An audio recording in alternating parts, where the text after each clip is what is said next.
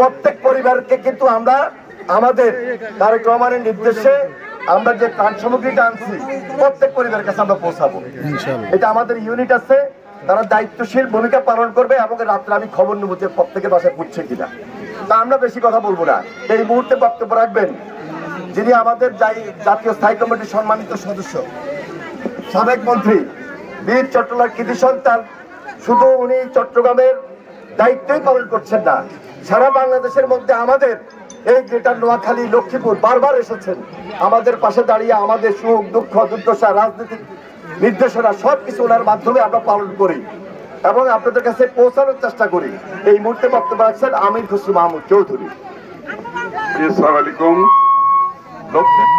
লক্ষ্মীপুর আমার মনের মধ্যে একটা আলাদা জায়গা আছে, আপনারা তো জানেন।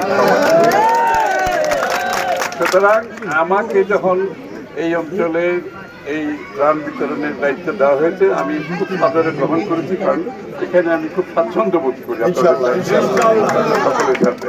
এবং আপনাদেরকে একটা জিনিস বলতে হবে, আমাদের দলের ভারপ্রাপ্ত চেয়ারম্যান জনাব তারেক রহমান সাহেব, দেশনেত্রী বেগম খালেদা জিয়ার নির্দেশে বাংলাদেশে যত এলাকায় বন্যায় ক্ষতিগ্রস্ত হয়েছে তাদের নির্দেশে আমাদের নেতা কর্মীদের বলা হয়েছে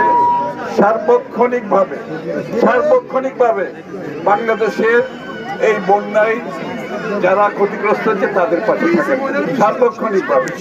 উনি বলেছে একটু শুধুমাত্র ত্রাণ এখানে নয়, আমরা যেখানে প্রয়োজন ত্রাণ বাড়িতে বাড়িতে পৌঁছে দিচ্ছি, বাড়িতে পৌঁছে দেবো, সেটাই নির্দেশ, সেটা আমাদের নেতা কর্মীরা পালন করবে ইনশাআল্লাহ। এবং আপনাদের এই দুঃসময়ে আমি জানি এই সামান্য ত্রাণে তো আপনার সমস্যার সমাধান হবে না, আপনাদের সার্বিক পুনর্বাসনের দরকার। সেটা বিএনপি এখন আমরা ক্ষমতায় নাই, না থাকলেও আমাদের পক্ষ থেকে আমরা চেষ্টা করব। কিন্তু আগামী দিনে ইনশাআল্লাহ যখনই সময় আসে আপনাদেরকে পরিপূর্ণভাবে আমাদের পক্ষ থেকে সহযোগিতা করব। সবাইকে ধন্যবাদ। আসসালামু আলাইকুম।